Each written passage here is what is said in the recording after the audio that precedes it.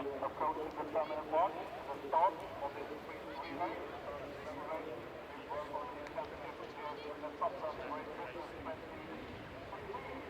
Starting time, passing 5 minutes passing.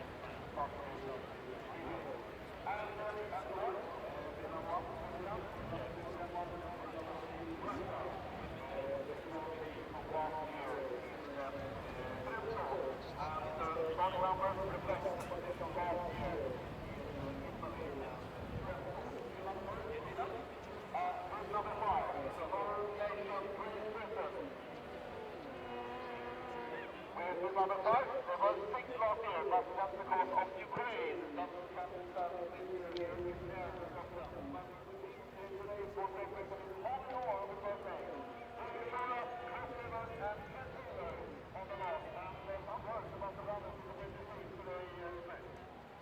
as we mentioned yesterday, the Great Britain team is made up of 2 former Edinburgh University teammates, Holly and Castaner, and then the men, both formerly Sheffield University runners, and they're also from the same UK-led team side. So, what we will start with Holly Castaner, and former Edinburgh University student. He has had World Cup results in the top 20 in 70. Final running last year.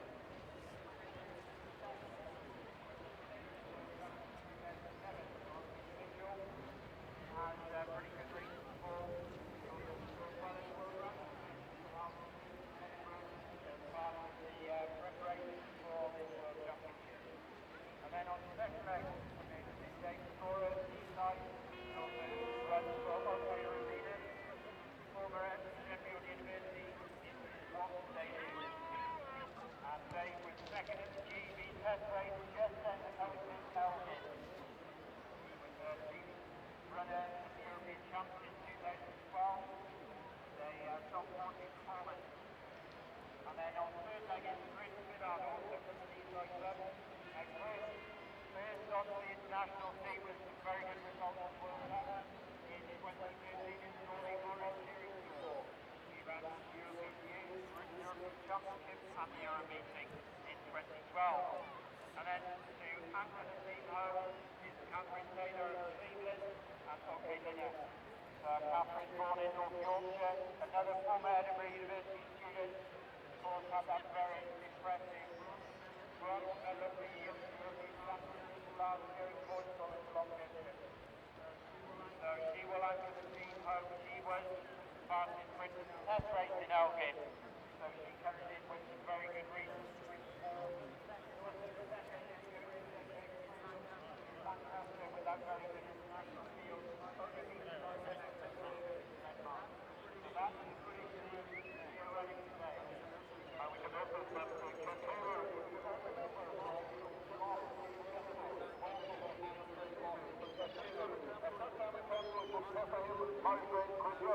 and Taylor in a great sixth position last year in Bremsburg, Italy. Also, happy and glad to see a lot of supporters here, great support from the home country. So it's great to see more supporters here in Nairn for this sprint relay. And now it's less than 8 minutes to start. Less than 8 minutes to start.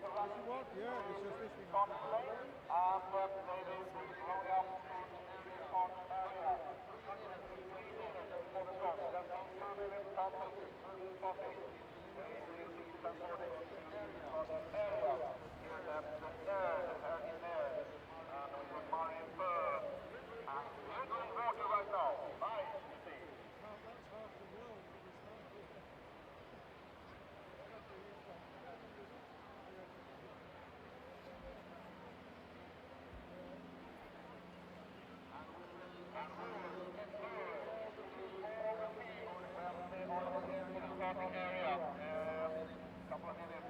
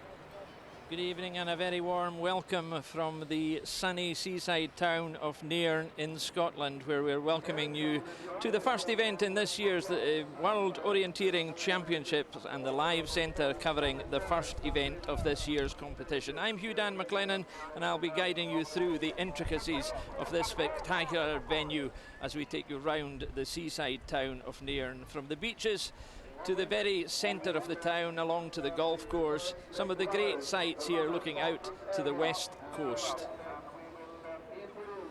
To our right, the Moray Firth, and as we pan in towards the town of Nairn itself, we come to the arena where the athletes have been gathering, welcomed earlier today. 350 or thereabout athletes from 49 countries, welcomed by the pipe band. And now we're in the final stages of the preparations. The weather has been changeable, partly cloudy. We've had two very, very heavy showers. The temperature's around 15 degrees most of the day, slightly chillier at times, but perfect running conditions. The athletes could not have asked for a better setup. The usual and spectacular, colourful crowd from all over the world. And this is the map which will be taking us from the start in front of us here. Joining me for the commentary today, Clive Allen. Clive, an interesting and challenging set of terrain, particularly. Yes, it certainly is, because it's a mixture of old town, relatively new town, and sand dunes and open land.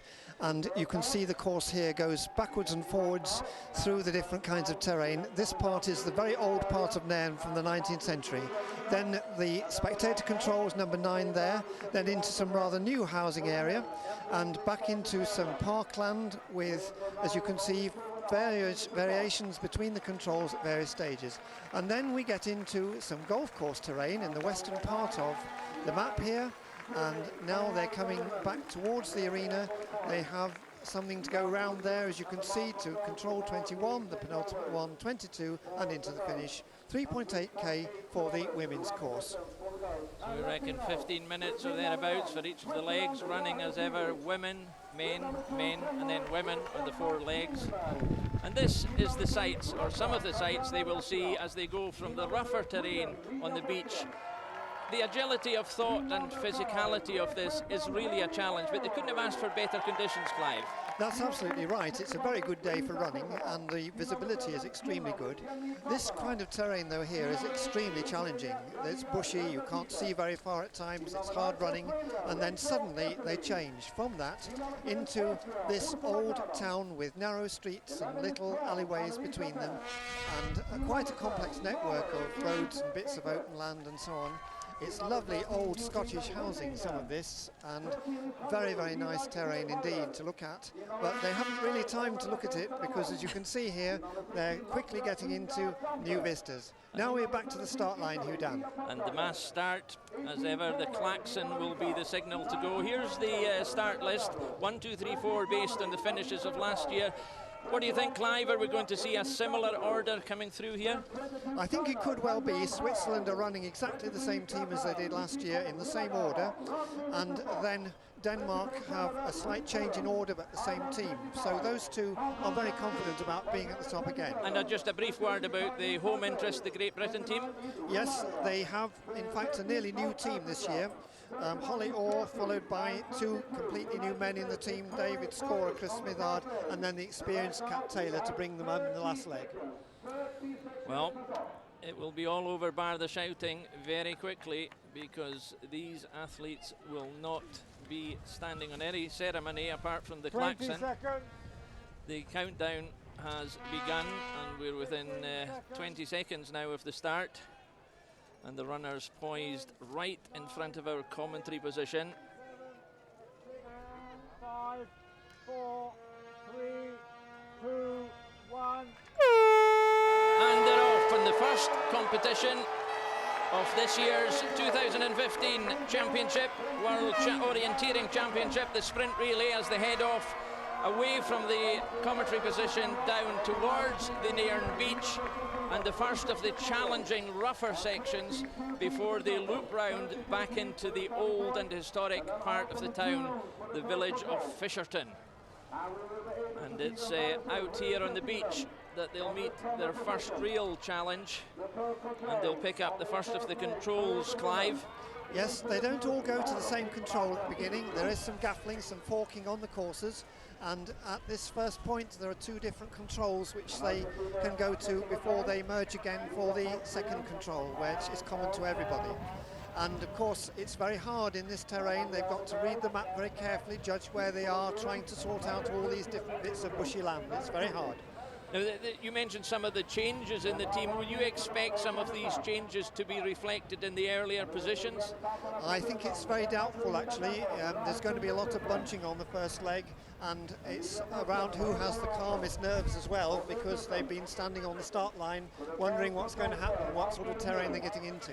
And I think it will, well, we'll see how the race pans out, but I wouldn't expect any special things from that. Here we've got a bit of GPS tracking, Hugh Dan.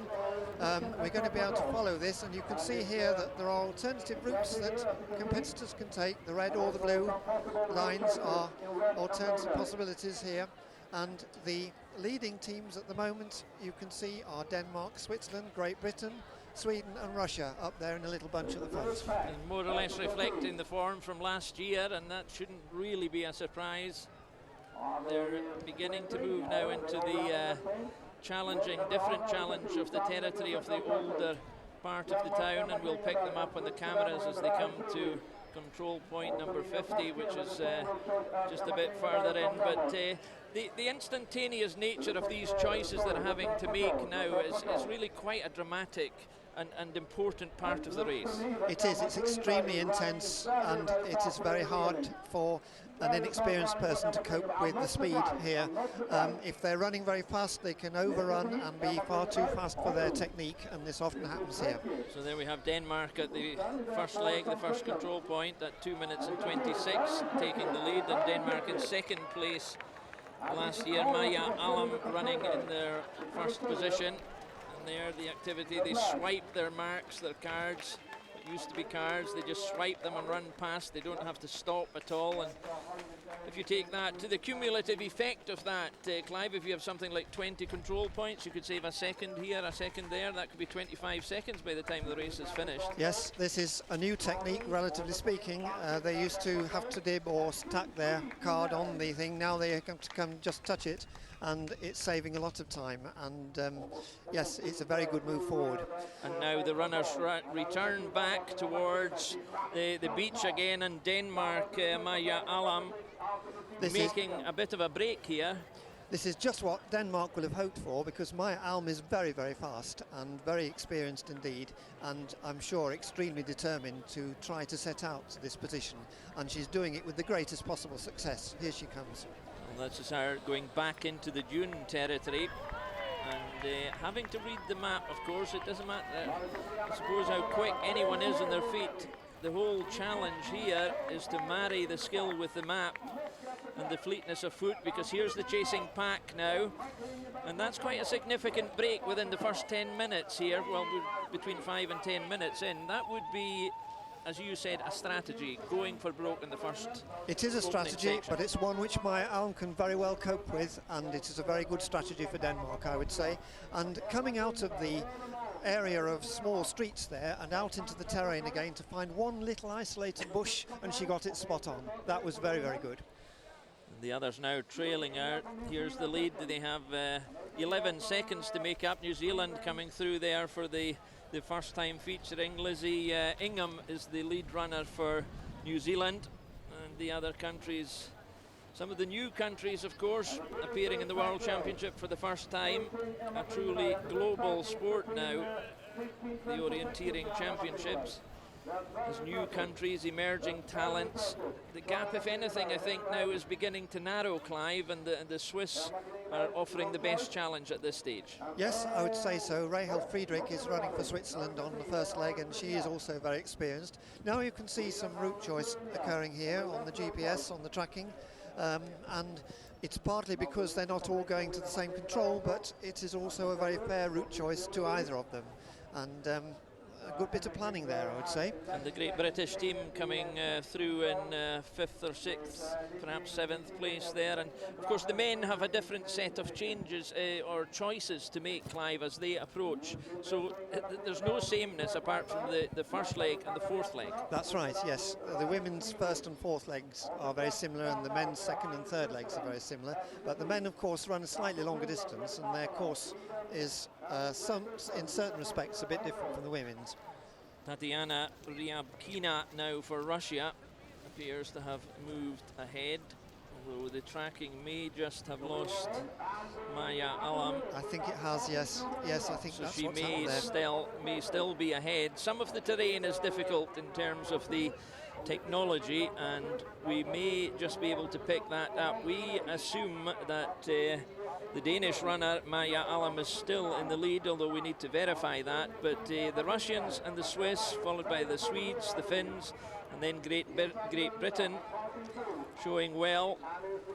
Yes, the Russians have strengthened their team this year with Tatiana Ryabkina running first leg. The rest of the team is the same as got the bronze medals last year.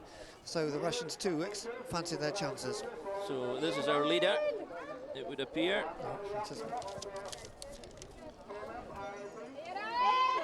7 minutes almost into the race. And we do have a change, although they, well, that isn't the leader, in fact. It would see it's just the changes beginning to settle out, and we'll track them as they come through. New Zealand there in the familiar black shirts. And the field well bunched up now, though. They're beginning to close together. They're appearing in different directions to the same marker with the choices they've had to make. And the pace is relentless. There's still a large number of teams certainly up with the pace here. We haven't lost so many. Obviously some of the newer nations will be struggling a bit round at the back. This is the Latvian runner, Inga Damba. Yep. The way to tell the different nations apart from their colours is they have the number of the team first and then which leg they're running. And here we are, Denmark still in the lead, Maya Alam. And that lead now is down to 5 seconds. The Swiss are getting back, the Russians 9 seconds behind, the Italians pushing them, then Poland 5 seconds behind that, Estonia, New Zealand 20 seconds down to Finland in 10th place, so 20 seconds in the first 10 places, Clive. Just what I expected, actually, yes. China are very well up there in 11th place too, but as you say, Rahel Friedrich has caught up on Maya Alm a bit there. It may be because of the forking, we don't know, but it's a factor, but Maya Alm is certainly being pushed. So we're heading now for 10 minutes. That's the next mark we should really watch, because they're now entering the split again, because they have different choices to make here before they come to a camera position where we'll get a better idea. You see Maya Alam breaking through the middle there, and the Swiss runner and the Russian runner, they've gone to the right. This is a very interesting route choice actually here, Hugh Dan, and you can see that Maya Alm is faced with some walls here which she's got to negotiate round, and some steps which she's just coming to. It's a good route actually, but it's one that requires careful map reading, and here she is just looking very carefully at her map, making quite sure she's picked her route for the next control and doesn't go wrong. And seems to be running at a very steady pace. What advantage do the two runners here have of running, although they're competing, they're running together? Does that enable them to narrow the gap or to build the pace, to maintain a steadier pace? Not necessarily, because they have to be absolutely sure they're going to the same control, and it may be that they actually have two different controls. So they've got to be alert all the time from that point of view, but if they are on a run together and they've realised they've been together for some time, then of course it may well help a bit. I mean, the conditions absolutely fantastic out in the course. We have a sea breeze down here in the arena where the runners will all gravitate for the changeovers. We're just having the second leg runners. The first of the men are beginning to assemble in front of us here. They're allowed to come and take up their positions. They're being marshalled in front of us. Meanwhile, out in the course, life goes on. It certainly does, yes. Maya Alm well in the lead again here. In fact, she's picked up a bit now on the Swiss girl Rahel Friedrich again, and Denmark look like at this point coming into the arena in first place, but there's some pretty tricky terrain still to go, Hugh Dan. And that's a pretty steady pace she's keeping up. The gap Yes. is maintaining. We thought just for a slight part of the race there she was down to 5 seconds, but she seems to have steadied up again, and again the choices may be reflected in the times, and running well. She's one of the fastest girls on the circuit, you could say, in terms of running speed. She really does run well, and she's got some World Championships medals behind her. A very good start for her here. We're through 10 minutes. The split 4 of the first leg is 10.5 minutes. And here's the chasing pack coming through the trees. You see them coming from different directions. Some of the beautiful scenery around the centre of this spectacular Murrayshire coast town. And here we have the Russians now, 27 seconds adrift, Italy 28, Switzerland 29. The chasing pack is clearly bunched, but that's a significant break. That must It really be is. a really good strong start. The Danes will be really heartened by that. They're very, very pleased with that one, certainly. And I think when Søren Bobak goes out, he is the current sprint world champion. He's going to be feeling really happy. Yeah, it's exactly the type of start. Here are the men assembling in the arena, as I say, just in front of us, as we're absolutely perfectly positioned at the finish line. Some nerves jangling there, I think. Well, without a doubt. And I think one eye perhaps in the sky where there are some dark clouds. We've had some torrential rain, 2 bursts, heavy bursts of showers. But meanwhile, in the bright sunlight of a Scottish evening, Maya Alam stretches and continues to stretch and fire the pace. Absolutely steady, rock solid. One eye on the map, multitasking as she gets round. All her bearings absolutely critical. You see there the different terrain she's having to face, up and down, up and down. Quite a complex bit of terrain this here, and she's taking it carefully, looking for her control. As she got it, she's lost a second or two, but only really in just checking the map, I think. She knows where she's going here, and she's coming through to her control just down the slope here. And some slight uphill terrain there, beginning to drain the legs as we reach the 5th split. Nearly 13 minutes in, we reckon she'll be 2 minutes or thereabouts. Now returning along the coastline. The magnificent expanse of the Murray Firth there on her left shoulder as she returns and heads back towards the arena. The chasing pack thinning out now. Without a doubt, she's set an extraordinarily good pace here at split 5. Let's see how that gap has held. Has she managed to extend it? How much will the waiting men know of this in terms, there we have 40 seconds our lead now. This is an immense lead, actually. They will know a little bit about it because they can hear the arena speaker, and he's giving a very good commentary of what's going on here. So Søren Bobak knows he's going to have a good lead in hand, and he's going to be thinking, now I've got to take it carefully, get through this first bit, get my rhythm going, get into the swing of things. Don't take the first control too hastily, otherwise I might make a mistake. So eliminating, it's a risk factor really now, isn't it? Just to eliminate the risks. Yes, that's right.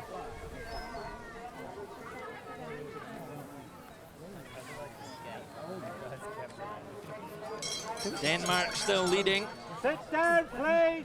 As she comes round, again the coast on her left, she's taking a loop inward.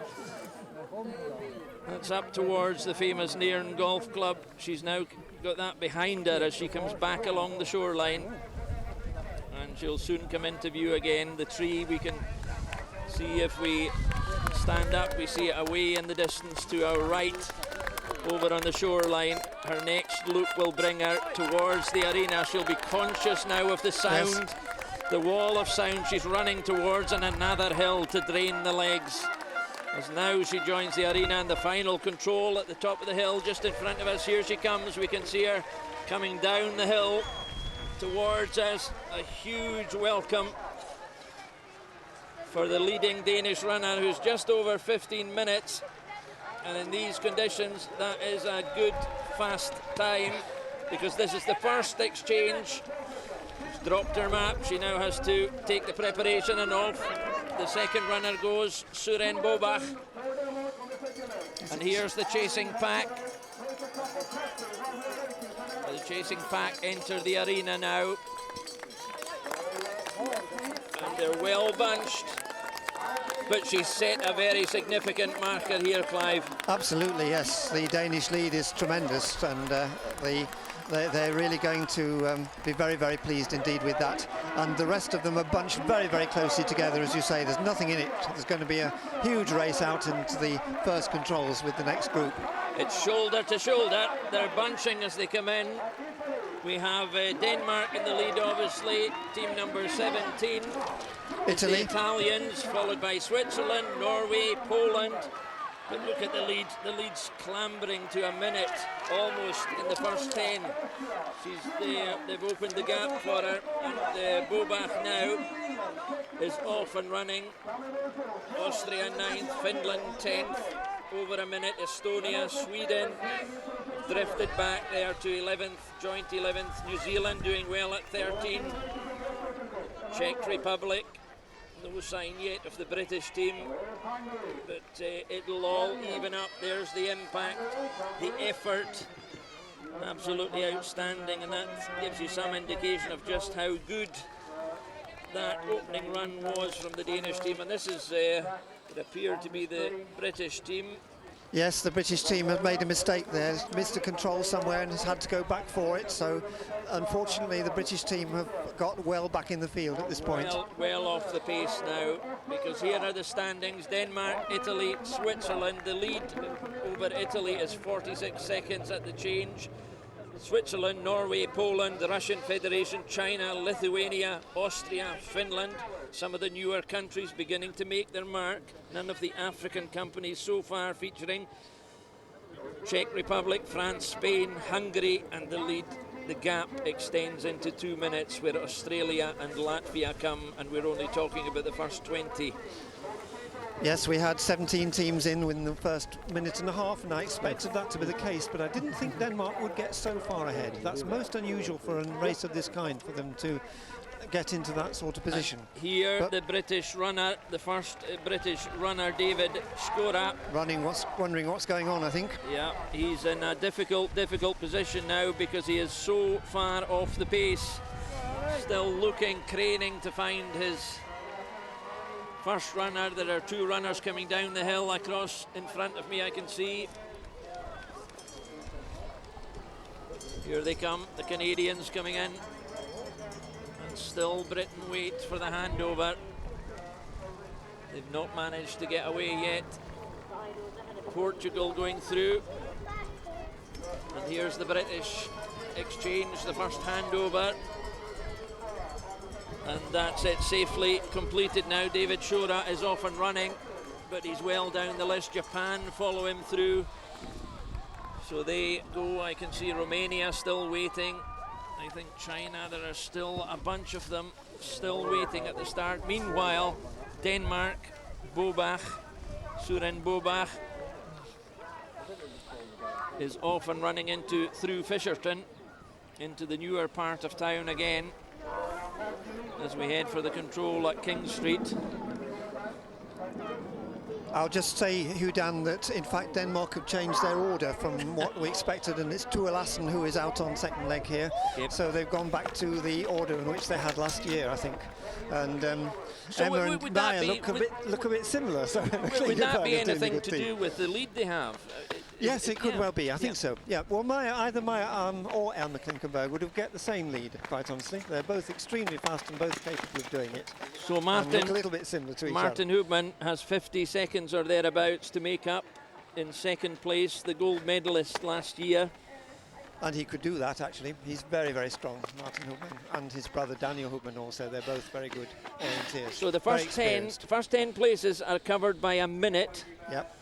So that's not unachievable though, Clive. Anybody within the first 10 at this stage would still be in with a very good shout. They certainly would be, yes. I think any of those would say, I can still get a medal, no, without any problem at all. And just some indication there of the extent of the challenge the British team has to make. I still see there is one man waiting still on the start line, in fact, so there may be a problem. I just can't see, and it's something of a novelty this summer. I can't see because of the sun.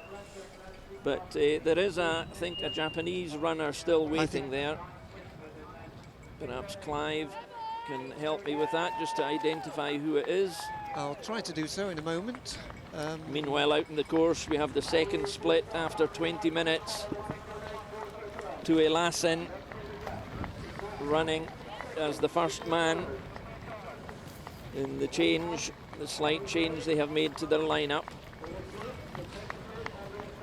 It's Chinese Taipei who is still waiting for their first leg runner to come in, and hopefully he won't be too long, but he's clearly a little bit inexperienced. They're one of the newer nations into orienteering, Chinese Taipei. So there may be a difficulty on the course, there may be an injury. We're not quite clear as to why that delay should be taking place. But meanwhile, the lead is now 45 seconds, and here's the Taipei runner.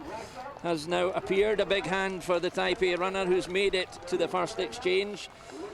The lead is 45 seconds, and Denmark still going well. Lassen is maintaining, certainly not having his lead eaten away in any way. Poland and Italy coming through there around about the minute. Norway still a minute adrift. Austria, the gap then widening between the teams. There's the live order. Switzerland, Denmark, Russia, the identification of them, and Denmark. Yes, it's the identification, because it's going to be fascinating to see if Tua Lassen can keep up this big lead that he's got over the Swiss team and the Russians and the Swedes who are chasing him. So far he has been. You can see there are big route choices here in this long leg here, which the men have got, which the women didn't have. Just to be absolutely clear about that, that is not the order of the teams, it's just the identification of the colours, because we see Denmark there at another control point. Just one presumes taking his time there. Yeah, I think so, and he was coming through a middle route, not one of the two which the planner had thought he was going to use. There he goes. It's all about second guessing and third guessing and getting the first decision right at the end of the day, because that's the way it looks geographically in terms of the space between the teams. The chasing pack, Switzerland there, putting in a very strong effort, as we would expect. Martin Hoopman. And the pack now, there are 3, 4, 5 countries running there, with the Czech Republic coming from the back. And here the bulk of the runners are taking a route which the planner had thought about, but not all of them. You can see the Finns taking a more southerly line here. The Russian seems to have come to a full stop. I don't know what's happened there, at least as far as the GPS is concerned. Switzerland and Sweden going well, but Tua Lassen is now through the spectator control here and out through the open and into the second half of the course, Hudan. Well, that's extending the lead, I would suggest. We'll get confirmation of the time as that comes, but some good performances, some good strong running, and really the terrain at the moment doesn't seem to be affecting the better runners, as one would expect. Further down the list, of course, it's much more of a challenge. The inexperienced countries will find this a huge challenge. There was the Russian runner coming through, well down. Something happened to him on the way, or he dropped something. Or he must have Lost suffered his an shoe injury maybe, or something like yeah. that. He seemed to be running all right, but he was has stand still for a while. He has a lot of ground to make up, and here we are back at the arena now at split 3. Denmark still in the lead, Tua Lassen. 53 seconds there now. He's extended that lead a bit. So if anything it is, and we're almost talking about a minute in the first 5 places now. We are in fact, France a minute adrift in 5th place. France have pulled up a bit, I think, in this leg from the changeover. Poland and Finland doing well. Norway are coming through. Norway now in 8th place. That shouldn't really be a surprise, I would imagine. They were 12th last year. Very experienced team, looking to do much better this year. And down towards the fringe of the town again. Denmark and Tue Lassen striding forward. The Swedes and the Swiss taking the different routes. Finland and Russia following Sweden. Jerker Leisel for Sweden. And quite a bunch there. 2, 3, 4, 5, 6 countries in the pack. Yes, all taking this route through that we saw Emma Klinkenberg taking earlier, through the steps, the more complex route, but actually probably slightly quicker one there. There are the runners coming together again at the control point. Yes, that group led by the Swiss, just going through the control where they'd just come down the steps, and then a little bit of a gap there. Just the slightest breeze up in the middle of the town. Obviously the building sheltering the runners, but very, very warm where the sun is breaking through. Down in the arena, bathed in glorious sunshine, the flags flying, the sea breeze keeping us cool. What a contrast from Trento last year, where we had a huge thunderstorm in the middle of the race in the centre of Trento in Italy. Well, it's a huge contrast, Clive, from 4 or 5 hours ago when the heavens opened and we were awash. But here's Denmark now, going to the extremity of the course, the far western end of the course, turning back to control number 17 and the monument. You know, we might end up saying that the decisive moment of this race was right at the beginning when Emma Klinkenberg made the breakthrough, right in the first 3 or 4 controls. We'll see, we'll see. There's Tue Lassen. We're anticipating now that this lead will be maintained into the next handover. And just to confirm that the Danish team did make some last-minute changes in the order, which have given them this fantastic position that they're in now, going up to control 18. We can see that there's a little breakaway group forming here, Sweden and Switzerland in particular, getting away from Russia and Finland here.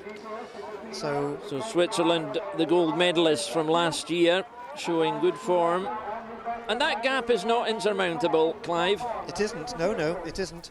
It's so easy to just get a little bit carried away, make a small mistake, miss the control by 20 metres, run over it, past it, have to come back again, and you've lost the lead. So the hallmark of the Danish team is its consistency at the moment. They're maintaining this 50 seconds or thereabouts gap as they go through split 4. Lithuania, Norway coming up from 8th to 6th now, 6th equal with Finland.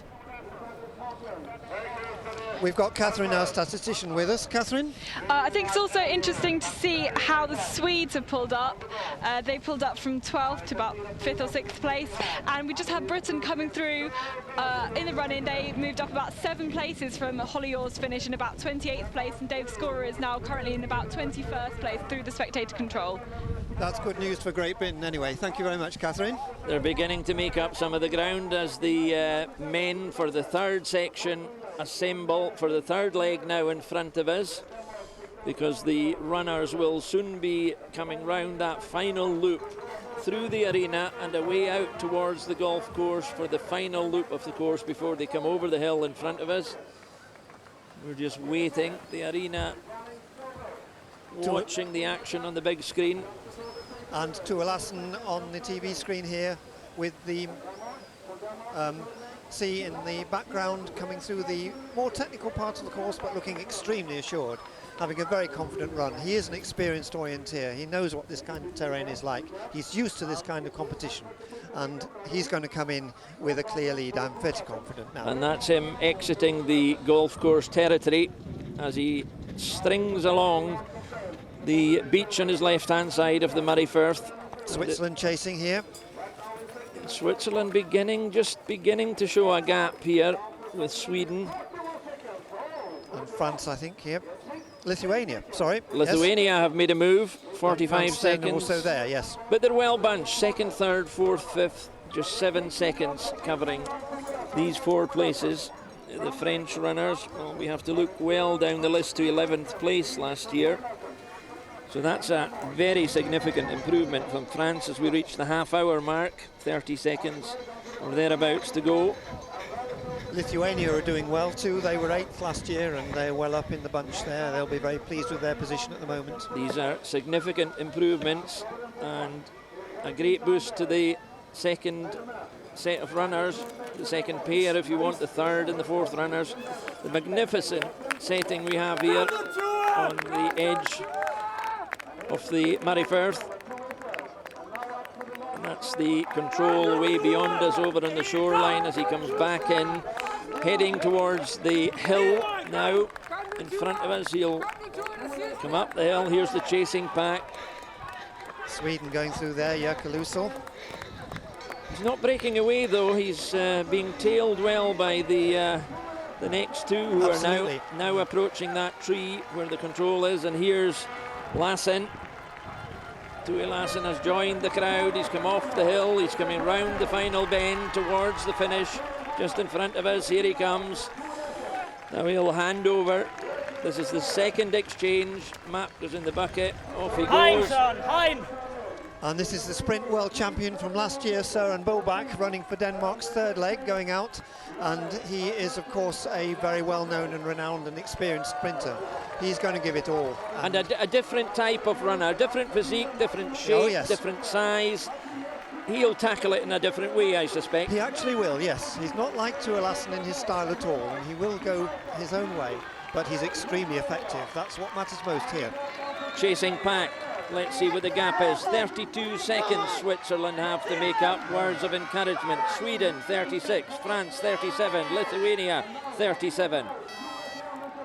Yes, it's been a good pull-up there because the gap narrowed in that last few controls. Tue Lassen was perhaps a bit tired towards the end there, and Martin Hoodman had a bit more left in him. So just 32 seconds between the lead and the second place. But we're very sure that Bobek will be fully aware of that and will step up the pace as he heads off into the dunes, leading them through the dunes. Yes, he's a good technical orienteer, is Søren Bobak, and I would bet on him to hold his position pretty well, or work very hard to do so. I think he is being chased by the Swiss Matthias Kuberts, who is one of the fastest and most successful sprinters of the last few years, in fact, in orienteering. So he's not going to have it all his own way by any means. No, but they've opened up a gap of a minute in the first 5 places now, and that is beginning to become very, very significant, because as they run out of legs, in the sense of further runners to come, so much more difficult does it become to make up the gap. There's the effort, the pain of the long distance runner and their brain absolutely fried with the mental effort of getting round this challenging, intriguing and physically demanding course, mentally demanding, draining every part of their ability. The concentration levels required here are extraordinary. We've seen something happen to the Russian team, something happen to the British team. We don't know why, but we suspect there may have been a map reading error or something of that kind, but it's cost them dearly in terms of their places and their time. It's quite easy sometimes to oversee a control when the racing is as intense as it is here. And this is what happened to Holly Orr, unfortunately for Great Britain, I'm sure. And you do have to keep your concentration so hard, and reading the map on the run and looking at the terrain, you really are completely taken up in your mind. Particularly here where you have big decisions to make. The most direct route might not be the best, might not be the quickest, and there's the challenging environment they have to face. Still in front of us, the runners come in for the next leg. And it'll be interesting to see if our friends from Chinese Taipei are still adrift. This is interesting here because it looks to me as though Switzerland have already caught up Søren Bobak. Matthias Kuberts has come up to this control ahead of him. So as I see it, although I haven't got anything to confirm yet because we don't quite know what the forking is, it could well be that Switzerland have caught up Søren. we'll soon see. Well, if they have, that's been an extraordinary push, because there you see, in terms of the GPS signals, how close they are. Here the runners still come in. This is the British team coming in, and off they go into the next leg. I want to see that GPS tracking again, because the forking was different. I'm wondering whether I was right. I think it could well be that the forking was the opposite way round, and Søren is still up there. Yes, well, it's 32 narrowed. seconds, It's but narrowed significantly. The lead is down to 32 seconds, 34 seconds for Switzerland, 36 seconds for France. It's not far off being cut in half, really. This is Jonas Leandersson going well for Sweden here, pulled up on Matthias Kuberts, which I didn't expect. And Sweden, by doing this, are dragging the others forward without a doubt. Everybody will step up to the plate at this point, because they know at this stage in the race, because it's first home, they know this is where they have to make their moves. That's right. And in fact, the forking could make the difference in the time difference too. We have to see a little bit further through the course if that's We'll actually only the find case. that out at the very end. We find that out at the end, exactly, yes. So here we are, 36 seconds the lead is for Denmark. And further down the list, the lead is much, much more significant. No, it is Denmark in front still, yes. Off he goes into the beach territory again. Yeah, there's a stop there, and I think it might be the GPS. I can't quite tell here what's... it's a rerun. It was a rerun. We'll see. Overhead there is some cloud. You see the sun has gone. There is a significant breeze, as is to be expected out on the beach. In the beach area, see the gorse there. For those of you who are familiar with links golf courses in Scotland, this is the kind of territory, perhaps not as deep as this, where we lose sight of the runners. But if you're wayward with your golf ball, you could end up in some of this stuff. And it is hugely demanding as they go round, because very often, Clive, they're not even looking where they're putting their feet, because their attention is totally focused on the map. That's absolutely right, and they've developed a technique, of course, in their training to cope with terrain of this kind.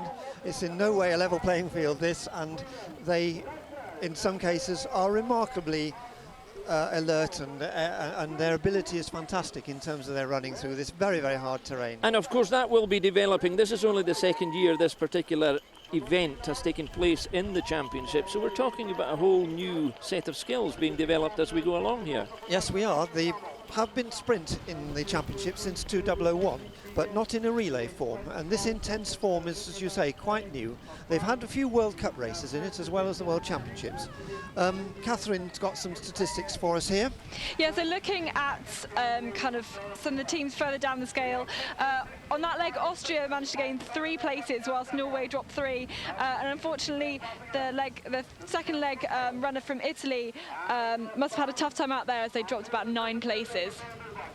Well, significant moves in this particular leg, as we said and anticipated, would be very, very important. Now that, again, the satellite image might be slightly deceptive, but we think that the gap might be narrowing. The Swiss runner. That's how it seems to me. Matthias Kuberts is picking up on Søren Bobak, who's taken a trip through the green here, not sticking to the roads. He's taking a little route through on a small path or something here. But again, we've got to be careful, because the forking clearly is different, with the Swiss going all the way down there. And they're the British team coming in. They're way, way behind, and although they seem close to the leading pack, it's just because of the particular place they are, particular section of the course they're in. And even still, there are some men waiting for the handover, for the other exchange. And Chinese Taipei in particular, I can see at the far end there. They're still running. Yes. But they're way, way behind. But all credit to them for keeping going. Just coming in here, in fact, I think, the Chinese There Taipei we runner. are. That's the runner, and I think there's somebody Hong else Kong, as well. sorry, That's this was Hong Kong. That's This was Hong Kong. They're Yep. finding the challenge a bit beyond them at the moment, but meanwhile, up front. Chasing pack going through the control there. Søren Bobak was just in front of them, I think, but it is a pretty close position at the moment. Are you surprised Bobak's being called back like that or drawn in? Given that it's Matthias Kuberts and Jonas Leanderson, then I think it's very, very possible. It's much, much harder being the front runner. Here he is going through the spectator control and out.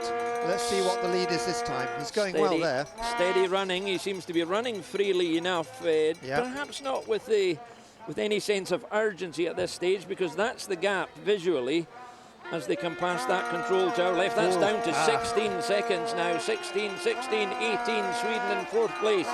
Switzerland, France, all chasing Denmark now, and it's down to less than 20 seconds. That now is very much a case of it being achievable, without a doubt. And where are Lithuania? Because they were in this group, in fact, when we last saw them, and we've lost Lithuania somewhere. So there's some mistake being occurred for the Lithuanian team.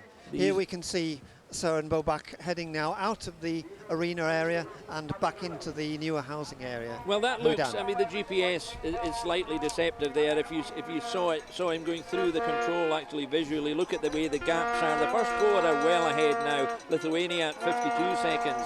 So there are 2 chasing packs now that are the first 4 places after him, and then Denmark way ahead. Nice little boy there, watching the action, being shown what's going on by his mum. Being caught up in the action. The people of Nairn have turned out in force to see one of the biggest sporting events in the UK. And then just that split second, having to look where he was going, having to cross the road. Safety paramount as well, safety, the environment. There are so many issues here, Clive, that the running and the map reading is almost incidental. It's all about momentum. It's all about momentum and flow, as we call it in orienteering. But also taking care, as you say, the terrain's varying all the time. This particular road will be closed today, and they've closed a lot of roads in this area for the competition. Smaller roads, not the main roads, but it does mean that the runners can feel safe when they're actually out on local streets here. It's really the only way it could be done, and the people of Nairn are to be commended for putting up with the disruption this has caused them, but there are huge advantages to having an event like this in the area, and the people of Nairn have turned out in force to join. Remember the 5,000 or so runners who are taking part in the Scottish Championships at the beginning of the week, the 6 days. That's running parallel and alongside this magnificent event. And here we have Denmark.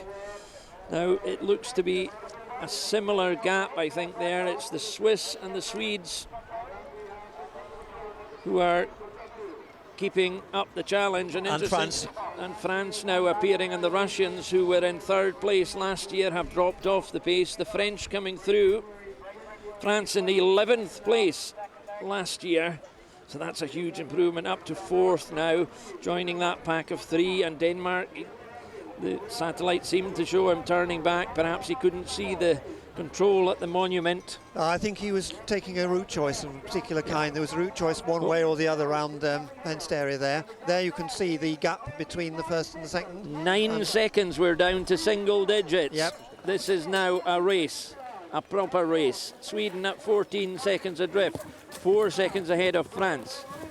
There is absolutely nothing in this. One mistake could cost one of these nations the championship, and they wouldn't want to lose it on that basis. Søren Bobak is beginning to realise that there's somebody behind him, I think. He's been out on his own all the time, but 9 seconds back is not very far, and he's beginning to get a little worried perhaps of what's going to happen in this next technical section here. And the nature of the course and the terrain, there are plenty of opportunities for losing his perception of where the others are, because if he is totally focused on his own performance, he needs to have a radar here. That's right, that's absolutely right, yes. And he will be totally focused, he is absolutely focused, but inevitably the surroundings affect you and the people running around you affect you. And the women on the 4th leg have joined us at the start, awaiting this further exchange. Yes, I can see Maya Alm warming up here for her run for Denmark, and it's going to be nearly a repeat of last year, because Denmark and Switzerland were the 2 teams right at the front at the end of the race, with Judith Weither just having enough to keep off Maya Alm, although Maya Alm is slightly the stronger runner. Now, so we'll see. This is going to be fascinating. Given the way this has narrowed down, Clive, the margin of victory in this race, I suspect, is going to be pretty tight. I think it is too. I think it is too, yes. Yes, these 4 teams out at the front are really going to have a battle on the last leg. Well, that's exactly what we would wish for in this World Championship sprint relay on the first day of the Championships of 2015 from Nairn in Scotland on the shores of the Murray Firth. Søren going well here. He seems to have picked up the pace, I would suggest. I think so, yes. He's got running his real strongly. sprint legs going here in the last. He's opened it up back to 12 seconds, so he's gained 3 seconds on that last split. And presumably he'll want to have a strong finish to make that gap as much as possible. He won't be able to make much more as he goes up the hill and then comes over the crest in front of us as he comes round to the tree. Yes, it's going to be about 12-15 seconds, the gap at the changeover here. Certainly well within Judith Weider's capacity to catch Maya Alm technically, and it's going to be a when we fascinating consider race. They had a gap of 50-odd seconds at one stage, it just shows you how dramatically fortunes can change in a race like this. That's right. The crowd in front of us are totally wrapped in the pictures you see being shown on a big screen in front of them. They're massed in a rank above us here on the crest of the hill where Bobach will appear. They'll see him first of all down at the tree on the shoreline, and then he'll clamber up the hill with the chasing pack after him. He's still maintained his 12 seconds. Switzerland, Sweden, France, Finland and Norway, then Austria, and we're extending well into the minute plus at that stage. Now Sweden have a relatively inexperienced runner on the last leg. It's Caroline Olsson, who's had to take over from Lina Eliasson, who got injured yesterday, and Leah Versalotti is on the last leg for France. She is experienced and pretty good too, but I would bet that the gold and silver will be between Switzerland and Denmark, just as it was last year. You down? So this is Maya Alm waiting. We thought originally that she was taking the lead run, but this is her waiting for Bobach to come over the hill, because he's just coming up there now. The crowd has turned, they've realised he's coming. Judith Weider also the picture there. Here he is, yes. Here he comes over the hill in the sun, and he's being caught. That 12 seconds, Clive, has disappeared because they have him in his sights. Here they come. There will be nothing in it when they come round the corner for the third exchange. There you have it. That's the picture. That's the extent of the gap. There is no gap. And off Maya Alm goes in first place. Bobach has been reined in. And there the gap, the changeover, the exchange perhaps wasn't as slick as it might have been. But not for the Swiss, no, it wasn't. That gap is 1 second. Switzerland, last year's gold medalist, in second place. Sweden 18 seconds down there at the changeover, but Matthias Kubert's really showed his strength as a sprint runner in that last section and pulled it so much back, it was incredible. Well, he gained 12 seconds from the last control on the shoreline up the hill and then down the hill. He really gathered the pace coming down the hill, and Bobach just stayed at the pace he was. Well, maybe he had a hesitation, we didn't quite see that, but whatever it was, Matthias Kubert's really showed what he could do. There we see how close they were, and there the changeover. I took the wrong map, actually. Took the map incorrectly and had to turn back. Yes. That explains the difference between 1 second and 12 seconds instantly. That's the kind of thing that can turn a race, Clive. It absolutely is, yes. Now, that was a sort of mistake Tua Lassen made in the race last year. He dropped his map in a bin when he shouldn't have done, because he should have carried on with it, and he had to go back for it and lost just the amount of time that Judith Weider did there. Well, there's a good Scottish word for that. It's called a fankle. It's getting in a mess, and there's the frustration. Yeah. The absolute frustration of not being able to transfer the map in the exchange. Yeah. And meanwhile, Matthias Kubert's knows he's made a mistake there at the end, and he shows it. Out in the dunes, we're rapidly approaching the 50-minute mark. And we're on well into the final leg now of the World Championship Sprint Relay. It's a good picture of the complexity of the dunes here, with all these bushes that look exactly the same, and little hills, little valleys. Very difficult to decide which one you're in. And that's the picture at the third exchange. 1 second, 18 seconds, France, Finland, Norway, Austria then. We're extending into a minute after the first 5 places. So I would suspect strongly that we're going to see the winners coming from Denmark, Switzerland, Sweden, possibly France if they can raise their game. They're already in 4th place after being 11th last year. I wouldn't rule out France at all. Finland also are possibly in with a shout. Merja Rantanen is a very experienced runner and quite fast too. I don't think she'll think she's completely out of it yet. So, well, we'll see. We'll see. Here we've got the picture of the tracking coming in the early stages here. The decisions that have to be made, where a car begins to look like a tank. Catherine? The cat takes off. We have more information on the standings from Catherine. Yeah, we were talking about Lithuania earlier. They have actually dropped 4 places on this leg 3, whilst both Finland and the Russian Federation have gained considerably on this leg. A great leg for them. So we wouldn't write off Finland or Russia at this stage either. Denmark 2 seconds, Sweden 13 seconds. That error is Switzerland. Of course, Switzerland have moved forward now, according to this, at the first split. Yes, Switzerland punched just ahead of Denmark at this control, just as this picture came in. And that's not the smoothest of control points there either. So these are massive moments in this race now on the final leg. It suggests that Nairn might just have made a hesitation. She's gone the wrong way. There's a hesitation here. She's gone the wrong way round the corner. Yes. She hasn't seen the control behind the car. She has now. Yes, this is Finland. That was a little error from Merja Rantanen there. And Norway also have pulled up a bit here, I think. Vital seconds being lost. Anna Margrethe Hausken there running for Norway is also an extremely experienced runner and will do her best to pick up a few places. Now here are the two, Denmark and Switzerland together. Now that's Judith Wieder, I think, running in the final leg for Switzerland. This is going to be a race and a half in the final section, because we're past the second split now in leg 4, and that's how close it is. There is absolutely nothing, just the t-shirt between them. 0.2 of a second, 2 seconds. And they've really got to concentrate hard on their map and their own race and not worry about what the other runner is doing. And you can see Judith Wieder's going off to the left here, and Maja Alm went off to the right. They're taking different routes. We don't know whether it's because they're going to a different control, but now they're separate. And we need to see them when they come back together to have a real picture of where they are in relation to the overall race, because remember, it is perfectly simple. It's the first past the post. For all that they take their own decisions, they take their own routes at certain points where they have choices to make out in the dunes. That's right. France running through.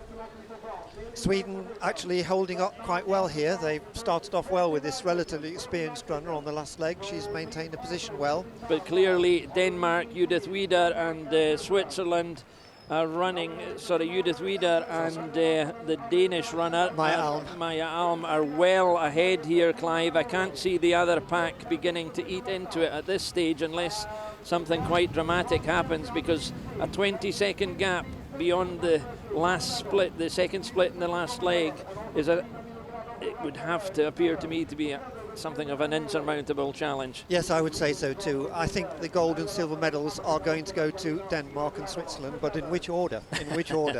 And the bronze medal, I would say, is also still a bit open. We've got a good deal of this race still to go. There are only 20 seconds over 4 runners there, so that is a contest within the contest. And here we have the different choices appearing. Denmark in front again here of Switzerland. Maja Alm's pulling away from Judith Wieder, but it's a long leg this, as you can see. Alternative route choices available, and Judith Wieder's taking a different one here from Maja Alm. Maja Alm's taking the route to the left, Judith Wieder the one to the right, and here is Maja Alm coming down to the next control. And in front of us still, the last changeover is still happening with some of the teams. There's a whole bunch of runners still waiting here to take the last leg, and still they come through, opening through the final stages of this race, coming to a climax now as they negotiate the tricky decisions they have to make here. Judith Wieder quite a bit back on Maja Alm coming to this control. So she seems to have opened the gap again. Yes. The GPS suggests the same. We certainly, in terms of the pictures we saw, I would say that gap has opened significantly. Now we've got Sweden in third place here. Sweden looking safe in third place, I would say, at this stage. Caroline Olsson. And that gap too has opened up significantly here, coming into the arena before heading out towards the golf course. Maya Alm, Oh, and she all of a looks strong sudden today. She looks very, very strong and confident. running very well over that rolling terrain which saps the legs and then takes her out to the beach territory again and the golf course, and the gap we will see at split 3 here is 19 seconds. It's doubled, it's tripled. All of a sudden Maya Alm has made a break, and Yes. that to me Clive, looks like the most significant break of this particular leg. I would agree. That long leg seems to have made all the difference there. Maya Alm took the best route. Judith Weeder took a rather longer one out to the right, and it didn't seem to be the best one, and it's lost her some time. And here's Caroline Olsen cementing her position in 3rd place here. The bronze medal is beginning to look as though it might be Sweden's here, because you can Sweden see here 4th. on the tracking that France and Russia are, and Norway also there, now a good bit behind. They're Sweden's on their having own. their own particular duel. Sweden, of course, 4th last year, Russia 3rd, Denmark 2nd, Switzerland 1st, and it could be that the Danes are getting a colossal piece of revenge here, because she's running well, she's looking confident, she's running easily on the roads of the town. That gap still 19 seconds. This is the next group, France just coming through there, followed by the Russian Federation, and also there is Finland. They've joined us in the arena, and already the sense of anticipation within the arena is building as they head off into the distance, because the first runner will pop through this fence here any time now. In fact, she's come up the other route, Judith. Judith Weeder. And she's, if anything, I think, labouring just a bit, Clive. She seems to be struggling with the pace that Maya Alm has set. I would agree with you there, Hugh Dan. And Maya Alm has had a good, strong season so far, whereas Judith Weeder's been a bit off the pace in some of the races recently. So I was wondering if she was actually at absolute full fitness, and it may be showing here. Just looking slightly heavy-legged there as she heads towards the finishing section. The gaps are beginning to open up, understandably, towards the end of the race. Just that almost ran into the building there with the concentration of the map. And look at the style. This is good style, confident style, reading the map, perfectly in the zone as she looks at her bearings. And it's on this sort of area where you're running along Tom back for a bit that you can plan ahead. She's looked at the remaining controls on her course now. She knows where she's going, she's planned how she's going to do it, and she's concentrated now with a picture in her mind of what that map looks like. She's and built, what it's going to be like. the position now, and she knows she has a very, very solid foundation to really take this home. That's because right. The gap to me looks as if it is going to be revenge for the Danes as they open up the gap. If anything, it's stretching slightly, and Switzerland, Judith Weeder, again the satellite is looking just a little bit Yes, it is. slow there, bringing her forward. That's right, but Denmark actually lost a few seconds there because they went the wrong way around the building. Maya Alm there, she should have gone to the right, it would have been a lot quicker. I think her lead is big enough for that not to matter though. Well, we'll get a good idea from it here because we can see the physical distance, not just the satellite image, because this is the monument now, and of course she's taken a different jumping across a cable there. But a gap of 1 minute. 1 minute. All of a sudden that minute must feel like, oh, I don't know, 5 minutes if you're chasing at that stage. She looked to be struggling a bit to me. She really did, Judith. Yeah. And I think the chasing gap, her danger now is that the chasing gap will actually narrow. And here's two Her together lead. in the bronze medal position. We've got to change in the order here. This is just going through Norway. Anna Margrethe Hausken Norberg, who is an extremely experienced runner, has got ahead of the relatively inexperienced Swede, Hugh Dan. So Norway are now into the medal position. Norway, a minute and a half. They have a 2-second lead that isn't insurmountable of itself, but look at the lead that Denmark have over Switzerland. That's still over a minute, and out she goes into the golf course territory at the far end of the arena, way beyond us out to the west. Absolutely spot on to her control position, no hesitation at all. Never wasted a stride there. She just took it completely in her stride as she now goes to the next one. But I'm wondering, Hugh Dunn, seeing Anna Margrethe Hausken there and also Judith Wieder, whether Anna Margrethe Hausken could even catch her and get the bronze. Possible. It's just just possible. Because there's the chasing pack. And get the silver, I should say, sorry. Yeah. Yep. The silver medal is very much on the table at the moment, because I don't think there's any doubt about it now. Maya Alm is making this break for Denmark, and she is comfortably ahead as she turns for home, coming along the coastal route, and she will pass. She'll probably see the chasing pack, so she'll have a very, very good idea of where she is in terms of the space that she's built up. She is. She's going to see Judith Wieder going the other way She'll here. see them I right think here she now. saw her there, in fact. There was a little glimpse there of another runner going past. I'm sure that was my arm going through to the left, and Judith Wieder coming in this direction here now, you can see here. So the red shirt of Wieder looking increasingly to me heavy-legged, and the danger for her is now not so much that she can't catch Maya Alm, because I don't think there's much chance of that at split 5. We'll see just what a challenge she has there, but more importantly, I think we'll see what's behind her. She's heavy weather on the hills.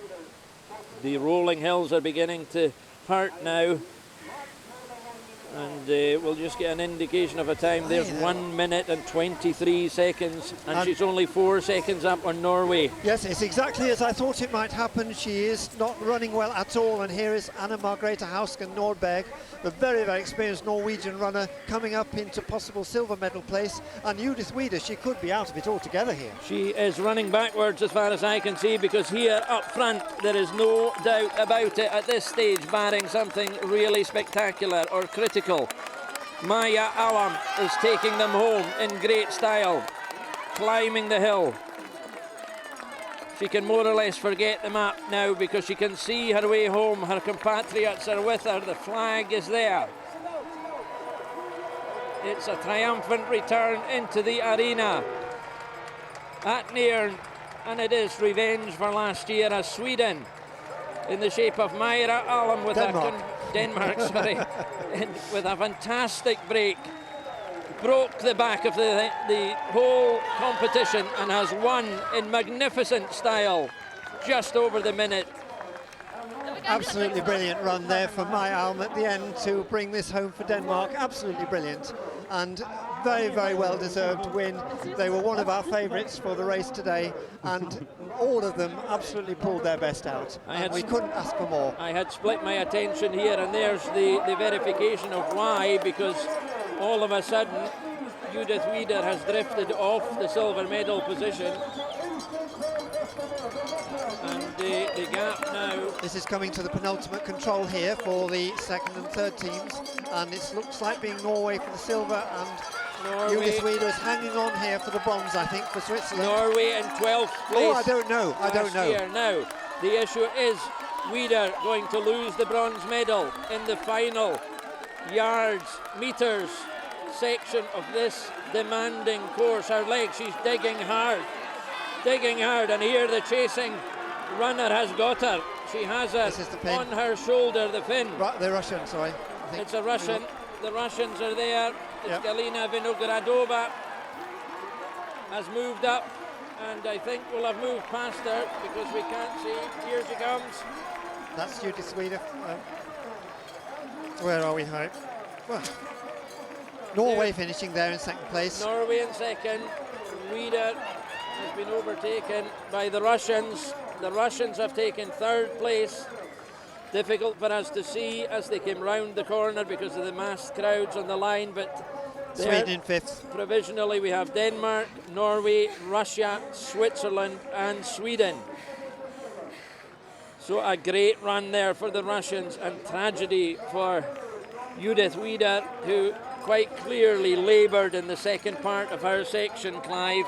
Yes, and she's been consoled and comforted by her team coach, I think, just over the finish line there, and she's not looking at all happy, and clearly she has had a very, very hard run in the last part of the race. But all credit to Norway especially, who came through so strongly. Anna Margrethe Hausken Nordberg has huge experience over many, many years and has won many medals in her time, and is still running at her absolute strength. and this was great for Norway, absolutely great. And the Russian girl, Galina Vinogradova too, again very experienced, could see her opportunity and made the absolute most of it towards the end of the race there. And she almost had the finishing line in sight where she really caught her, and then the impetus of coming downhill was just enough to take her home in third place. So there we have France in seventh. Look at the time, the difference in time, 2 minutes and 39 seconds, France in seventh place.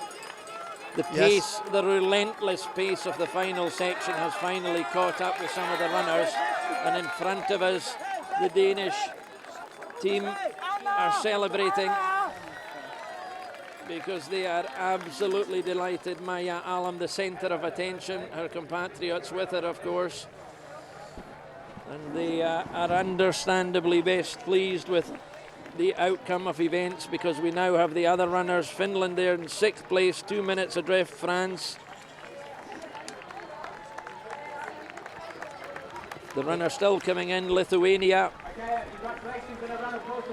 And I think Catherine will get into it. We're just waiting to see if Catherine can get the leading lady. Oh, the champagne. The commentary team have been showered in champagne courtesy of the Danish team. Thank you for that. It was right in front of us here. Well, it was raining heavily this afternoon, but we've had a good spray of champagne to more than make up of it. Czechoslovakia, the Republic, coming in 3 minutes and 54 seconds adrift in 10th place. The scale of the victory. And here Maja Alm coming in style. The flags held high. The map confidently held in one hand, and she now has to go and complete her task and register her victory. And there are her teammates, yes, and the champagne. That's right. Her disc has to be checked to make sure that she in fact has punched at all the controls and everything before it's all made official. And here we've got a rerun of the tracking. You can see on the last leg what's happened here, how the Swiss, Danes and Swedes were together to begin with, Russia and Norway a little bit behind, and different route choices being taken out back into the dunes.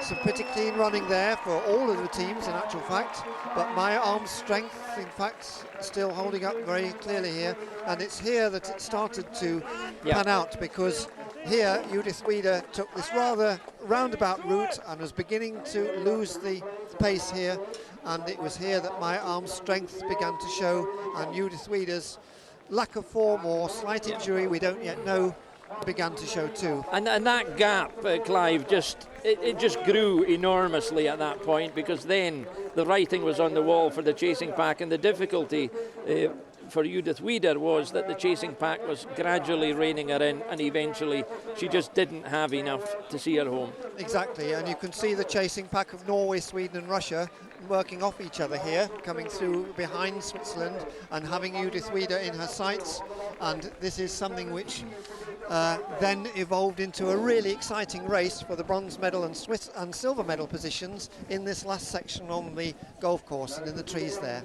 You can see here Anna Margrethe Hausken got this lead, and then the Russians overtook Judith Wieder. Galina overtook Judith Wieder just on the run-in from the last control to take the bronze medal there. And still the runners come in. The Australian runner has just come in before there. And Great Britain here just finishing. Hungary came in just before that, and they're the final British runner. I think it's Kat Taylor. There's the top 10 from the bottom: Czech Republic, Austria, Lithuania, France, Finland, Sweden in fifth. Fourth for Switzerland, last year's winners. In third place, the Russians again. Norway gone from 12th place last year up into the silver medal position. And the winners, Denmark, in grand style. Second last year, the silver medal has been turned into gold and champagne for the Danes. And all around us, the crowd are absolutely wrapped in the conclusion here, because they saw it unfolding on the big screen, and they can see these times now, and they know what has happened in this magnificent setting. The Danish team Here are the Danish team in the picture here, and the Danes had a superb World Championships last year, having come gradually stronger over the last 3 or 4 years. Well, I'll tell you one thing, Clive, looking at that team there, they could go out and do that again. Yes, exactly, they could indeed. They look absolutely fresh. Yes, and yes. These were challenging conditions. They were absolutely ideal conditions for running. But from the point, there was just a dubious point for me when Bobach looked under pressure. I did wonder at that point. I was a little worried at that point. I have to speak as somebody who lives in Denmark and is British and so has an interest in 2 quarters here. And I had thought the Danes had the chance of making a victory here. And so for them, of course, I'm extremely delighted. And they will have an interest also in the sprint final tomorrow, very much so. And there's very chance of them getting more medals in this championships. That I'm absolutely sure. But what a superb start for Denmark. Absolutely fantastic. And there the so crowds, convincing. The crowds dispersing now at their leisure. The flower ceremony to take place to conclude this magnificent event. There's the magnificent view we have over the beach at Nairn as we draw this particular event to a close with some of the runners still coming in. The crowds have not gone. There's another race to come for the open race in the evening, so Nairn will still see more orienteering as the night goes on, and we go back to prepare for tomorrow's sprint final from Forest, when 45 men, 45 women will pick up from where this left off tonight. The discussions, the victory, the planning, the decisions.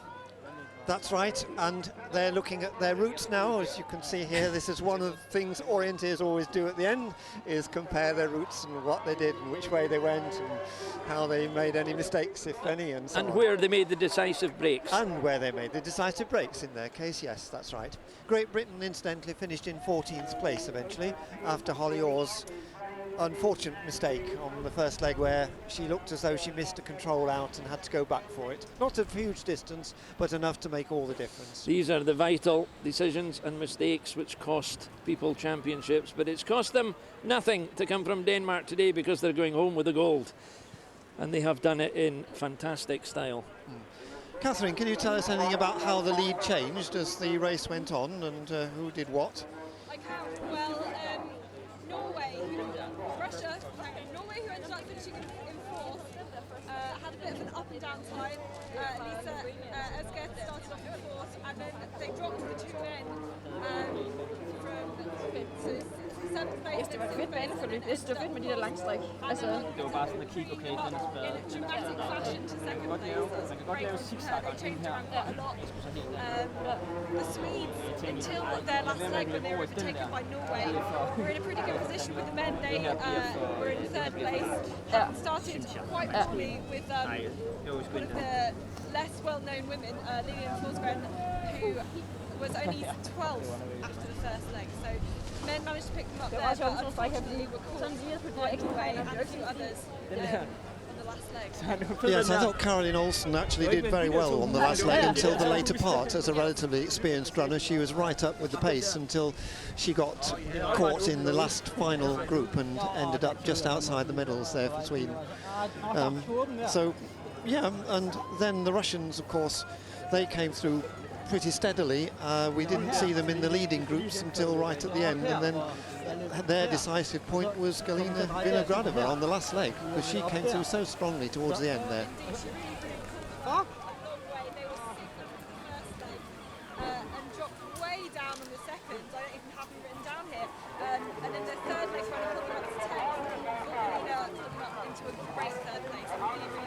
So that's one of the biggest pull-ups in terms of positions in the whole race, I would think, for the last leg runner for Russia there, Galina. Yeah, and especially to come into a medal position, that's the really Yes. important thing.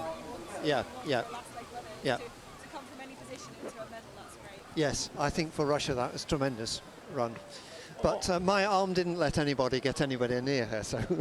Absolutely and utterly convincing, and the Irish runners just coming in now. So just to confirm that Denmark have won the gold medal, Norway have finished in 2nd place, the Russians in 3rd, and the Switzerland team coming in 4th place, with a very disappointing for them, I'm sure, final leg. Yes. So that draws Our coverage of the sprint relay to a close. It's been a magnificent opening to the World Championships for 2015. Clive, Catherine and myself will be back tomorrow for the sprint final from Forres.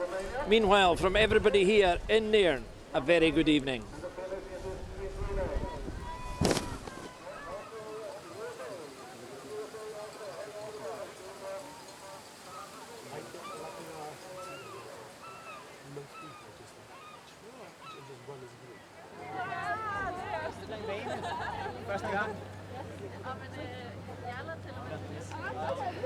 Du er så kjedelig med den. Mye mer. Man sier for en åpning. Helt sykt. Den der utvilte beina dere sett da. Ja. Men det